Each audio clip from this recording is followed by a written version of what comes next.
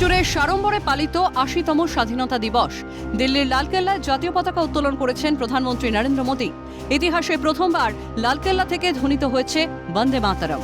ফুলবাগানে নেতাজির প্রতিকৃতিতে মাল্যদান করেছেন রাজ্য বিজেপির সভাপতি শ্রমিক ভট্টাচার্য। রাজ্য বিজেপির সভাপতি বলেছেন, বন্দে মাতরমের ১৫০ বছর, স্বাধীনতার ৮০ বছরে বন্দে মাতরমও স্বাধীনতা পেয়েছে।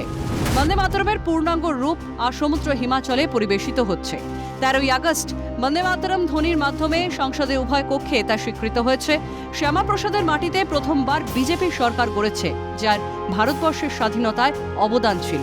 বন্দে মাতরমের ১৫০ বছর, বন্দে মাতরম স্বাধীনতা পেয়েছে। বন্দে মাতরমের পূর্ণাঙ্গ রূপে বন্দে মাতরম সঙ্গীত আসমুদ্র হিমাচল পরিবেশিত হচ্ছে।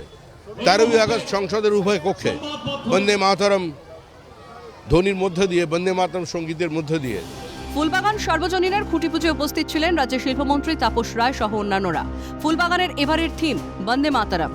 এতদিন কেন বন্দে মাতরম গাওয়া হয়নি, সেই নিয়ে কেন্দ্র ও রাজ্যে উভয়ের পূর্বতন সরকারকে আক্রমণ শানিয়েছেন মন্ত্রী। বর্তমান সরকারের দায়িত্ব নতুন প্রজন্মকে সঠিক ইতিহাস জানানো, এ কথাও বলেন মন্ত্রী। কেন বাজেনি এতদিন রাষ্ট্রগীত? যাই হোক, এই ফুলবাগান সার্বজনীন দুর্গোৎসবের ওদের এবার থিম বন্দে মাতরম। তো সুতরাং সেই বন্দে মাতরমের সার্ধশতবর্ষ ঋষি বঙ্কিমচন্দ্রের যে অমর সৃষ্টি, ভাবা যায় না? বন্দে মাতরম গানটা যখন গাই বা শুনি তখন একটা শিহরণ, কী শব্দচয়ন, কীভাবে মাতৃবন্দনা, মানে দেশ ও মাতৃকাকে বন্দনা করা হয়েছে, ভারত মাতাকে। এখন আর ডিজের আওয়াজ নেই, দেশাত্মবোধক সঙ্গীত বাজছে। মুসলিম লীগ ও ধর্মান্ধতার বিরুদ্ধে রুখে দাঁড়িয়েছিলেন গোপাল মুখোপাধ্যায়। বাবরের সরকার নেই, শ্যামাপ্রসাদের সরকার এসেছে বলে জানান শ্রমিক ভট্টাচার্য।